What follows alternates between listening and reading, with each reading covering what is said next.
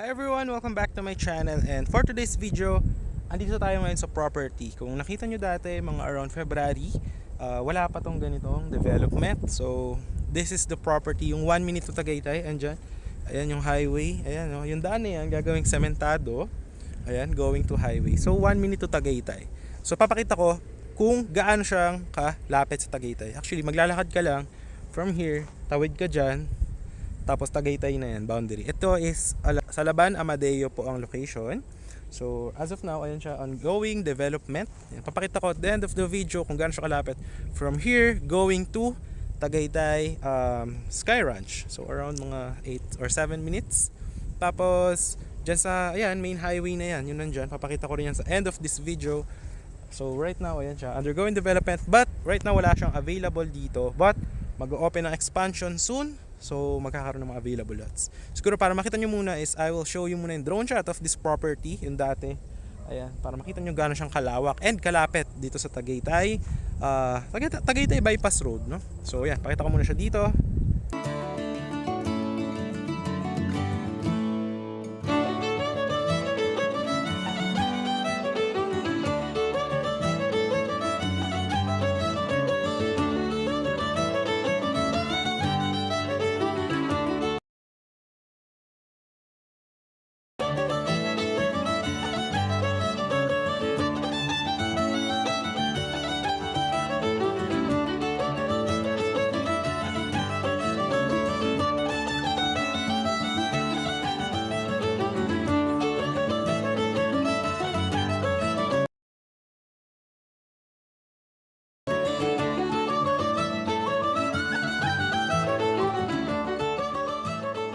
Guys, nakita nyo naman yung ating development, yung ating property kung gaano siya kalapit sa Tagaytay. So very cold weather right now is 12 noon, no? So hindi ganun kainit dito, but paggabi naghahamog din po dito. So ayan siya. So ayan, going development, lalagyan ng mga drainage, concrete road, lalagyan ng mga perimeter fences, guardhouse, ayan. So kapag na-develop is lalagyan din ng mga lines for electricity, water, and any house design upon full development. Ayan yung mga sample ng mga drainage. Ayan, so accessible siya by car or motorcycle. Ayan lang mismo yung highway. Ayan, so accessible siya. Ayan. So lalakaran natin ngayon yung makikita nyo mga development. So gagawin dito ng 8 meters and 10 meters na mga concrete road. So very big po yan. And then yan, lalagyan din ng perimeter fence. Ang mga expansion na i-open sa next sa susunod, hindi pa natin alam, but soon is nandun sa likod. Nandun sa likod lang, lapit lang siya. So yun, ikutan natin yung ipapakita ko yung back camera. But before that, siguro pakita ko muna ano ba yung mga sample na itsura ng mga project natin. Kasi nga nakita nyo dito, it's development pa lang. Ano yung mga sample na itsura ng mga project natin na mga tapos na. So pakita natin yun dito in 3, 2, 1, ito po siya.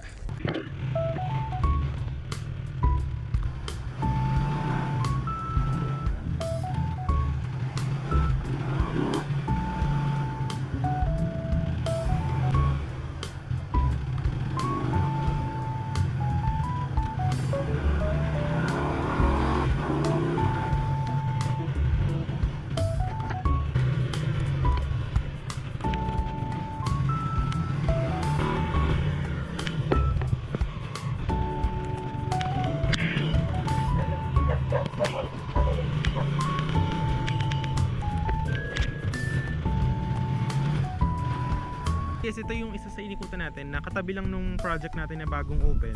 So ganito rin yung magiging itsura nung property after development. So yung sinasabi ko sa inyo, may mga concrete roads. Tapos yan, any house design, pwede rin na parang mini farm, ganyan. So depende po sa inyo. Tapos magkakaroon din yun ng mga lines sa kuryente, ganyan.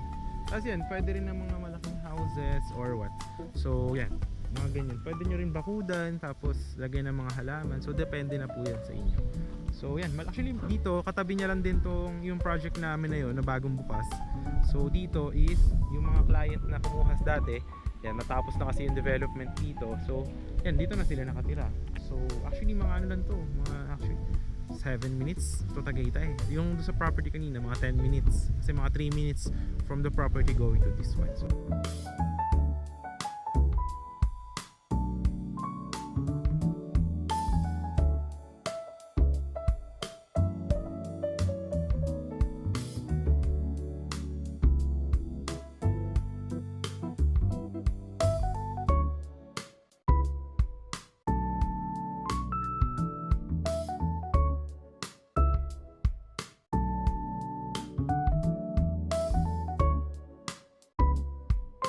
guys, nakita nyo naman yung mga sample natin ng mga projects. So ganun din po yung magiging itsura dito sa future and any house design upon full development. So pakita ko sa inyo yung mga development dito undergoing construction.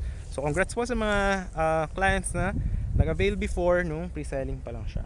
So yun yung kalsada guys, yung highway. Ito na yung naririnig nyo dyan, bypass road na yun ng Tagaytay. So yan, pagdating mo ng highway, maglakad ka ng 1 minute, papunta doon sa may poste na yun, Tagaytay na yun. Yun na yung boundary, okay? So accessible siya, lalagyan din actually to ng concrete road dyan, papunta sa highway. So ito yung magiging 10 meters na kalsada.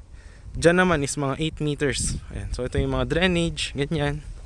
Ayan. So syempre first step nyan is lalagyan muna ng mga drainage. Dyan sa ilalim na yon. Tapos lalagyan ng mga concrete road. Dito naman yung mga perimeter fences. Ayan, dyan. Okay? Alright. So wala na available lots dito. But sa future is magkakaroon din naman siya ng expansion. Alright. So ayan, dito gagawa ng kalsada dito. Ayan, diretso doon. Ayan. Tapos dito, isang kalsada rin, 10 meters yan.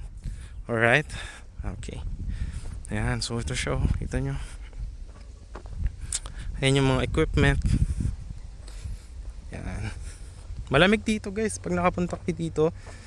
Ano ito yung maraming mga coffee shop. Ayan yung mga drainage. Oh.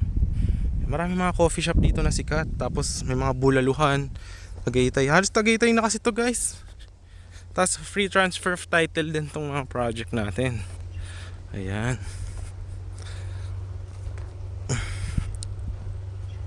Ayan oh. So yan. Lalagyan muna yun ng mga drainage, tsaka gagawa ng mga concrete roads and perimeter fences. Ayan siya. Ayan, makita nyo lalim niya, no? Kasi kailangan talaga is maganda yung pundasyon ng mga drainage. Ayan, so yun yung mga inuuna. Ayan. So yung expansion sa future is dun ilalagay. Ayan, actually bypass road na yan. Meron dyan kalsadaan papuntang bypass road. Pakita ko na lang dito sa video. Ayan. So yan, itong kalsada na to na 10 meters, liliko doon, tapos lalagyan ng 8 meters dyan. Mga kalsada, dito yung mga lots. Ayan. So any house design upon full development siya. Kita nyo naman doon sa may video kanina, yung mga sample finish project natin, diba? Kita nyo naman yung development, oh. Diba? Yung ganyan siyang kalalim. Ayan, oh. Diba? So yung, diba, yung kalsada, ayan. Gagawan yan dyan ng 10 meters. Ito yung mga ibang available lots. Tapos gagawan din ng kalsada doon, paikot doon. Dyan naman yung ibang available lots. Yan. Mga angkat dito is nasa mga 150 to 100 square meter. But unfortunately now is wala pong available. So yan, yung puno na yan, gagawan din dyan ng, sa future ng expansion dyan. Meron na actually dyan daan. Ayan na, bypass road na. Siguro lakaran natin para makita nyo din. Tagaytay na yan. Yan, pag tumagos ka dyan, Tagaytay bypass road na yon. So, di ba? 1 minute to Tagaytay talaga. Ayan siya. So, yan yung gagawin dyan ng mga expansion sa future. So, yung mga concrete road dyan gagawin. Ayan. So, dito, yung drainage, tapos yung mga available lots nandyan. Diba? Yan guys, oh. Medyo masukal lang, pero yan, pwede ka maglakad dyan. Kaso ayoko pa maglakad, mataas yung damo, baka may insekto kumagat. Highway na yan, nandyan. May daan na dyan papuntang highway, Tagaytay bypass road. So yun na yung ating video for today. Ayan. So maraming salamat sa panonood. If you are still here, ayan, so pakaganda dito guys. So poise na tayo dahil layo ng nilakad natin. So yun, maraming salamat sa panonood. If you are interested and you do like this video, kindly hit yung thumbs up, like nyo, share nyo rin to other people. Syempre, subscribe nyo yung ating channel for more upcoming videos. So yun lang guys. Wala, so it is honest opinion guys. And yeah, napakamurang pre-selling lang ito. Pero tingin na talaga dito ko nasa Tagaytay mismo. Ayan o, so makikita nyo dito, kakanan lang kayo. Ito kasi Tagaytay bypass road. So yun yung Tagaytay Rotonda. So wala pang 5 minutes. Actually wala guys, dito nyo. Ayan, dito lang din dito. Pero yung property natin nandun. Ito yung marami na Tagaytay. So dito lang siya guys, straight ahead na. Ito yung gamit ng Sky Ranch. Pag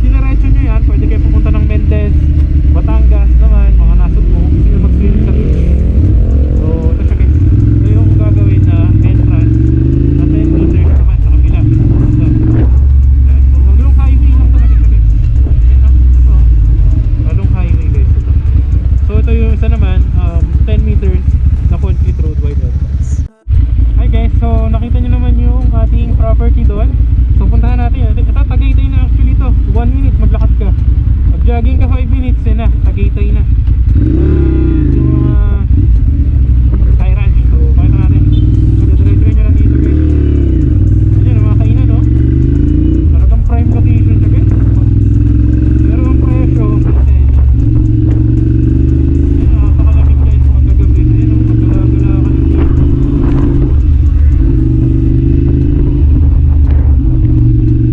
Tagaytay na to guys.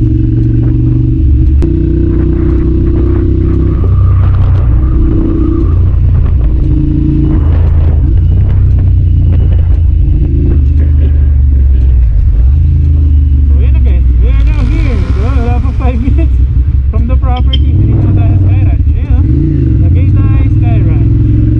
Ayan o, may mga ano rin dito, kainan, yung mga samgyup. Ayan o, diba? So this is really the perfect investment. Napakamura. Kaso simulats na lang siya. So ayan, ito na yung property, diba nandun, 5 minutes. Ito na, Tagaytay Sky Ranch. Diba? Sikat na pasyalan dito sa Tagaytay.